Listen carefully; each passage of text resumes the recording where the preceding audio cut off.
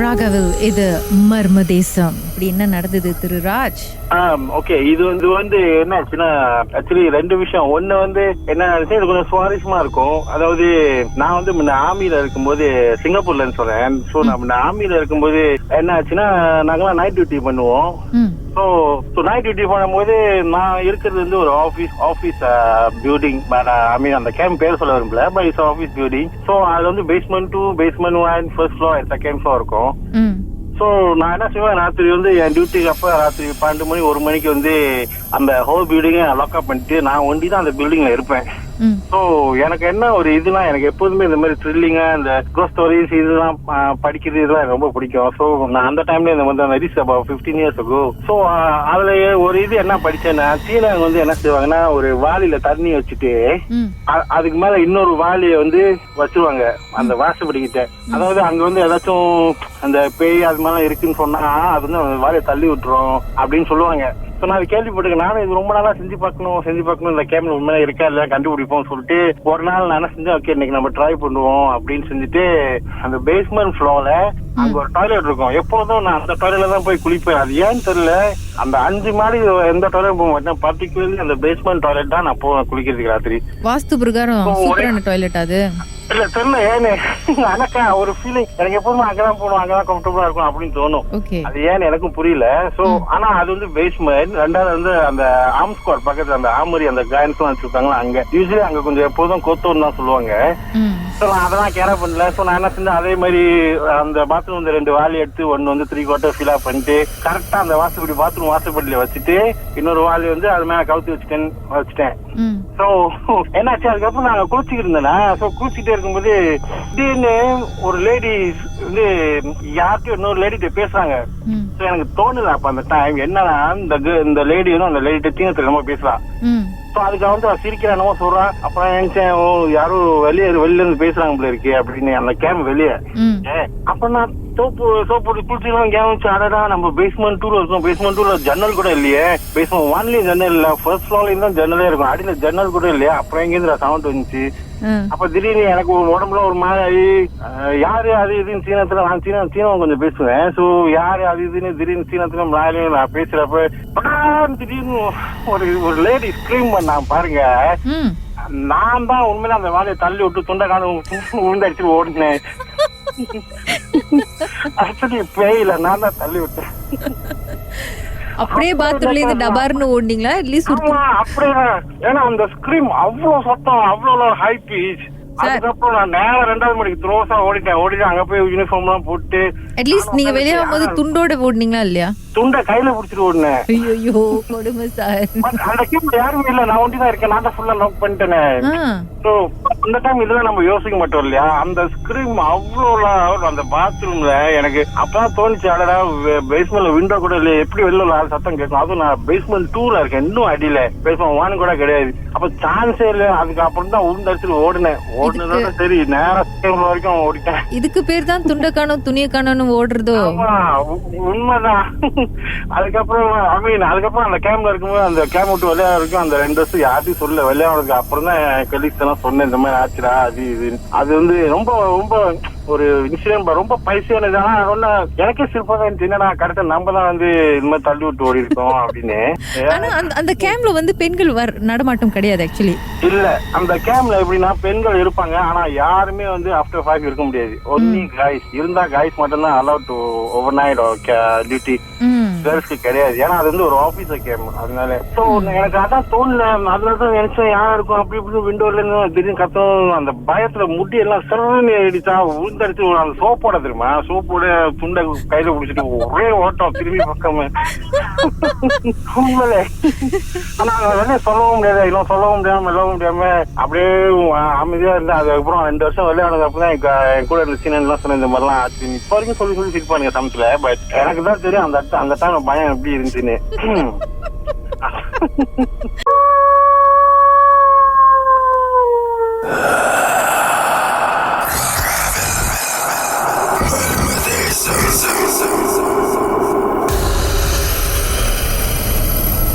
நீங்கள் கேட்டுக்கொண்டிருப்பது மர்மமான சம்பவங்களை எங்களோட நீங்களும் பகிர்ந்துக்கலாம். வாட்ஸ்அப் பண்ணுங்க 036-491-3333.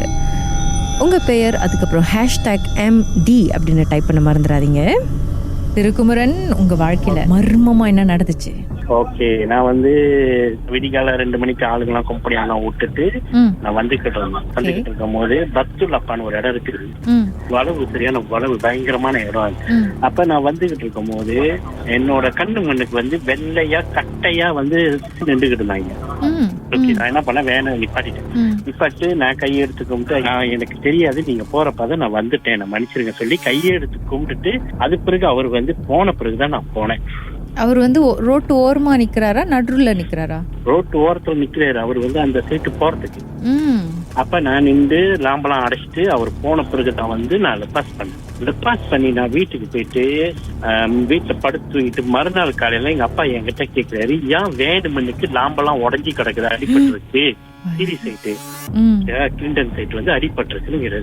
நான் சொன்னா நான் எதுவுமே அடிக்கல, நான் அடிக்கல, ஆனா நான் எதுவுமே ஆக்சிடென்ட் பண்ணலையே, நான் வந்து நேரா தான் நான் வந்தேன் அப்படின்னு. எதுவுமே ஆக்சிடென்ட் பண்ணல எங்க அப்பா. நான் சொன்னேன், இல்ல நீ வந்து பாருனாரு. வந்து பாக்குற முன்னுக்கு லாம்பு, முன்னுக்கு போனட் எல்லாம் வளைஞ்சு போய் கிடக்குது. எதுவும் காடி கொண்டு போய் பின்னாடி நான் அடிச்சமே இருக்கு. எனக்கு அது அந்த இடத்துல வந்து என்ன பட்டுச்சு ஏற்பட்டுச்சு ஒண்ணுமே இல்ல, ராசா எதுவுமே தெரியல. அப்புறம் என்னதான் சார் நடந்திருக்கும்? அதுதான் எனக்கு தெரியல. நடந்தா தானே நான் இறங்கி போய் பார்க்க சத்தம் கேட்டிருக்குமே. நான் அடிச்சிருந்தா ஒரு ஆக்சிடென்ட் பண்ணிருந்தா சத்தம் கேட்டிருக்குமே. எதுவுமே இல்லையே. அப்ப நான் வந்து இதெல்லாம் வந்து 2002-2003 நடந்தது. இங்கேயும் போய் பாத்தீங்களா இல்லையா இதை பத்தி? நான் இதை பத்தி வந்து ஒரு இடத்துல சாமி கும்பிட்றாங்களா, ஒரு இடம் வந்து கூட்டு போனாங்க சாமி பார்க்க நேரி அப்படின்னு. அவங்க சொல்றாங்க தாண்டறப்ப நீங்க போயிட்டீங்க அப்படின்றாங்க. அப்ப நான் சொன்னேன் இருக்காது, எனக்கு சத்தம் கேட்கல. கடைசி வரைக்கும் என்னதான் அப்படின்றது முழுசா தெரியல உங்களுக்கு? தெரியல. ஒரே குழப்பமா இருக்கு சார். இது கேட்டு மண்டமா இருக்கு எனக்கு, அப்படியே மண்டை சுத்திடுச்சு.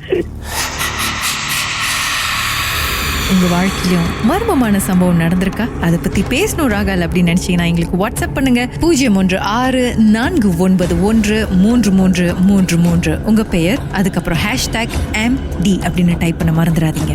இது மர்ம தேசம்.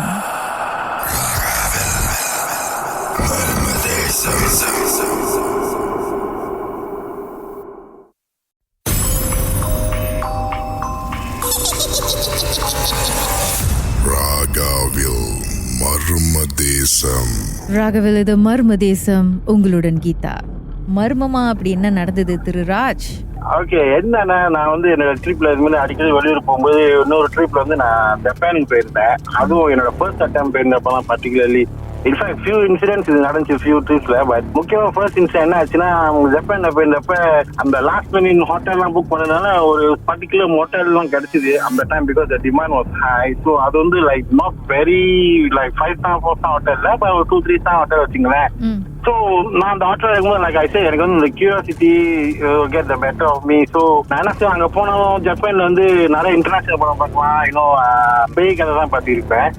ஸோ அது மாதிரி ஒரு பர்டிகுலர் டே அந்த ஃபர்ஸ்ட் ட்ரிப் போயிருந்தப்ப ஜப்பான்ல வந்து இந்தோனேஷியா படம் போட்டிருந்தான், தொழிலை பத்தி போட்டிருந்தான். ஸோ நானும் சுவாரஸ்யமா ராத்திரி 2 மணிக்கு உட்காந்து அதை பார்த்துருக்கேன். ஒண்டியா தான், ஏன்னா ஒரு ரூம்ல ஒரு ஆள் தான் இருக்கும். ஸோ ஒண்டியா தான். ஸோ அது பார்த்துக்கிட்டு இருக்கும்போது பிகாஸ் அது மோட்டர்ங்கிறதுனால the room is quite small. So மெத்தல உட்காந்துக்கிட்டே டிவியும் பார்க்கலாம், அது பக்கத்துல ட்ரெஸ்ஸிங் டேபிள் இருக்கும், ரெண்டுமே சைட் பை சைட் தான் இருக்கும். ஸோ ட்ரெஸ்ஸிங் டேபிள் கண்ணாடி இருக்கும். ஸோ டிவியை பார்த்துருக்கேன், அந்த தொழில் கதை அது ஓடி இருக்கு. And I can see on the mirror there's something black running behind me from my left to right.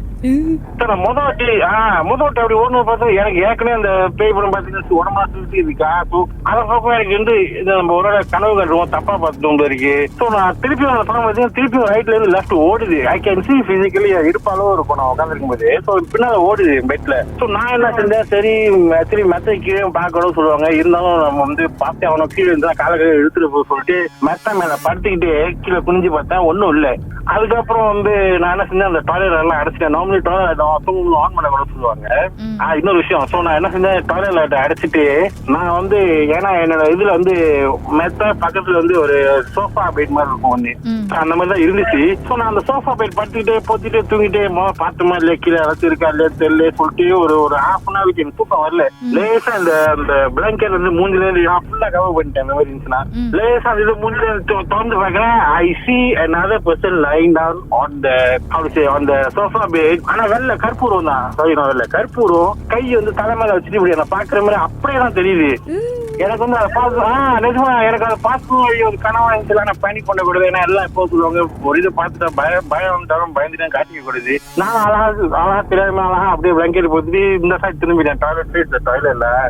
அதுக்கப்புறம் அப்படியே தலையில பிடிச்சிட்டு எந்த நம்ம யோசிச்சு இருக்கேன், நம்ம தான் பார்த்துட்டுமா ஹோட்டல் விட்டு வெளியே போயிருமா, கீழே போனா ஜப்பான் காட்சிக்கு இங்கிலீஷும் ஒழுங்கா புரியாது, நான் எங்கன்னு போவேன் ராத்திரி. சரி இப்படியே போத்திட்டே தூங்குவோம். அடுத்த நான் அந்த மொட்டை விட்டு கிளம்பிட்டேன், வேற இடத்துக்கு போயிட்டேன். பட் அந்த டைம்ல again I'm stuck in the same thing. நான் யார்ட்டையும் ஹெல்ப், ஏன்னா நான் எப்போதுமே பிசினஸ் டிராவல் பண்ண ஒண்டியா தான் போவேன். ஸோ எனக்கு கேட்கவும் முடியாது, ஒன்னும் சொல்லவும் முடியாது, அப்படியே இது பண்ண வேண்டியதுதான். ஸோ அந்த மாதிரி ஒரு எக்ஸ்பீரியன்ஸ் இருந்துச்சு. But this time I definitely saw in the mirror 2 times. I saw first time நான் நினைச்சேன் by mistake, but second time confirm பார்த்தேன் கருப்பு கரை இருந்துச்சு, சின்னதா இருந்துச்சு. சோஃபா பெட்ல படுத்து உங்களே பாக்கும்போது 4 வார்த்தை பேசிருக்கலாம்ல, நீ நல்லா இருக்கியா, சாப்பிட்டியா? நான் பார்த்ததுமே நினைச்சேன், ஐயோ என்னடா யார் எனக்கு தெரியுது அந்த கை தலைமையில இருக்கு அப்படி நீட்டா படுத்திருக்காங்க அப்படின்னு. லுக்கிங் ஃபேசிங் மீ லா எனக்கு தெரியும் யாரா இப்ப இருக்க முடியும். ஏன்னா நான் தூங்கவே இல்லை, தூங்கி இருந்துச்சேன்னா மேபி கனவு கட்டுன்னு சொல்லுவேன். நான் தான் தூங்கவே இல்லை அந்த கோவில் பார்த்துட்டு இருந்து. அப்புறம் 4 வார்த்தை பேசிருந்தா அது சந்தோஷப்பட்டிருக்கோம். ஆமா அது சந்தோஷப்பட்டிருக்கோம், நான் தான் கவலைப்பட்டிருப்பேன். அப்புறம் என்ன பண்றது, நிறைய ட்ரிப் வெளியூர் கொரியா தான் அப்படிதான் நடந்துச்சு. ஐ மீன் so many to tell, but all of the thing I learned one thing, நம்மளா போய் ப்ரோவோக் பண்ணாத வரைக்கும் ஒரு பிரச்சனையும் இல்லை. இப்ப அந்த மாத்திர சாமி கும்பிட்டு வச்சிருப்பாங்க, நம்ம போய் கஷ்டம் பண்ணாதான் அட்டாக் பண்ணுது இல்லையா. அந்த ஒரு பாசிட்டிவ் திங்கிங்கால இருந்தா should be fine lah. Because இது வரைக்கும் நான் வந்து countless trip வெளியூர் போயிருக்கேன், but never have been actually attacked directly lah. Because நான் வந்து curiosity போய் ஃபைண்ட் அவுட் பண்ண தான் போவேன், but I don't go and pro also lah. So பெரிய லெவல் சார், நீங்க இன்டர்நேஷனல் லெவல்ல போற இடத்தெல்லாம் ஒரு பேயோட ஒரு கான்டாக்ட் வச்சுக்கிறீங்க. ஆமா ஒரு கியூரியஸா இருக்குல்ல, தெரிஞ்சுக்கிட்டா நல்லது தானே, அதனாலதான். ஆனா வீட்டுக்கு வந்து சம்டைம் டாக்டர்ட்டையும் சொல்லுவேன், பட் சம்டைம் நம்புவாங்க, சம்டைம் நினைப்பாங்க ஏன் நீங்களா போய் இது பண்றீங்க அப்படி. நான் சொல்லுவேன் இல்ல தெரிஞ்சுக்கலாம், நீங்களா போனா அது மாதிரி பண்ணாதீங்க. இப்ப ஒரு ஹோட்டல் போனா காத்து போங்க, பாத்ரூம் எல்லாம் அடிச்சுவீங்க அப்படி இப்படி சொல்லுவேன். But I don't know they believe me or not lah. But நான் இந்த இதெல்லாம் ஃபாலோ பண்ணுவேன், but whether I believe or not அது செகண்டரி. பட் இதை ஃபாலோ பண்ணிட்டு I don't disturb, I'll go and find out lah. இப்ப சில பேர் சொல்லுவாங்க மெத்தை கீழே இருக்கான்னு முதல்ல போய் பார்க்கணும்னு சொல்லுவாங்க. ஆனா மெத்தை கீழே பார்க்கலாம், சில பேர் சொல்லுவாங்க மெத்தை அட்டன் பாரு, சில பேர் சொல்லுவாங்க மெத்தை மேல பார்த்து. இதுதான் ரூல்ஸ் அண்ட் ரெகுலேஷன் கிடையாது. ஆனா போய் பார்த்தா ஒன்னும் இல்லைன்னா உங்க மனசுக்கு திருப்தியா இருக்கும்ல, அட்லீஸ்ட் ஓகே ஒன்னும் இல்லை அப்படின்னு. அதுதான் மர்மமான சம்பவம் உங்க வாழ்க்கையிலயும் நடந்திருக்காங்க. எப்படியாச்சும் ரேடியோல இதை சொல்லியே ஆகணும் அப்படின்னு நினைச்சீங்கன்னா எங்களுக்கு நீங்க வாட்ஸ்அப் பண்ணலாம் 016-491-3333. உங்க பெயர் அதுக்கப்புறம் #MD அப்படின்னு டைப் பண்ண மறந்துடாதீங்க.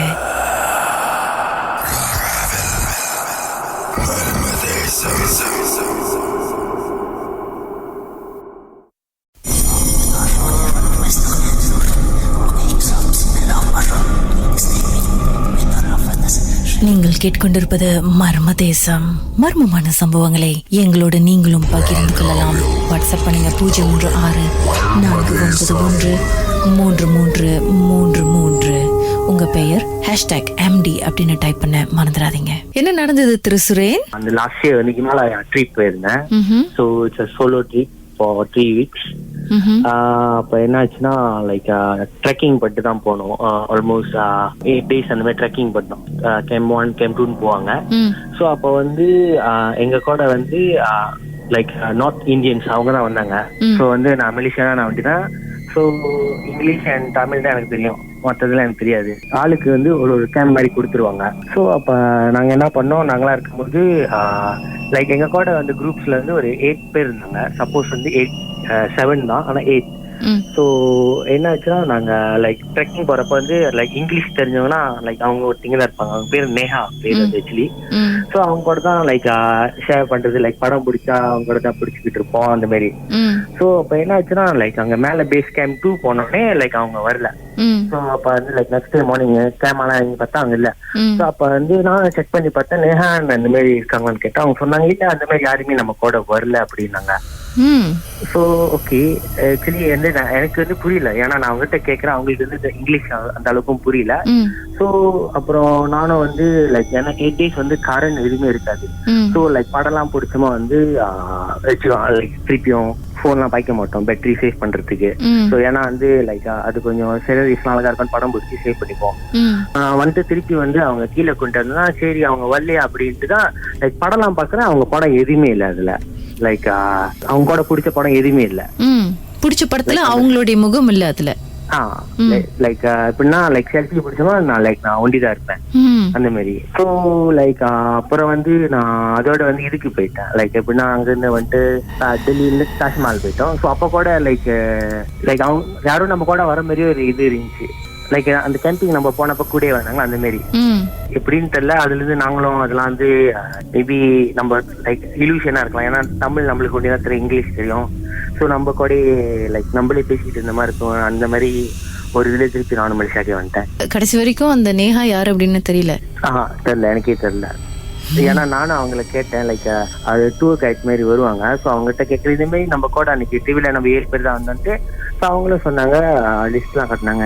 உங்களுக்கு எப்படி இருந்துச்சு சார் அதுக்கப்புறம் அந்த போட்டோல நீங்க மட்டும் தனியா அவங்களோட எடுத்த செல்ஃபில நீங்க மட்டும் தான் தெரியுறீங்கன்ற போது உங்களுக்கு எப்படி இருந்துச்சு அந்த டைம்ல?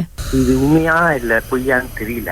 ஸோ லைக் மேபி ஏன்னா அந்த டைம் வந்து நம்ம ஒரு சோலோவா இருந்த மாதிரி தான் இருந்துச்சு, ஏன்னா வந்து பாச தெரியாது, ஒண்ணுமே தெரியாது.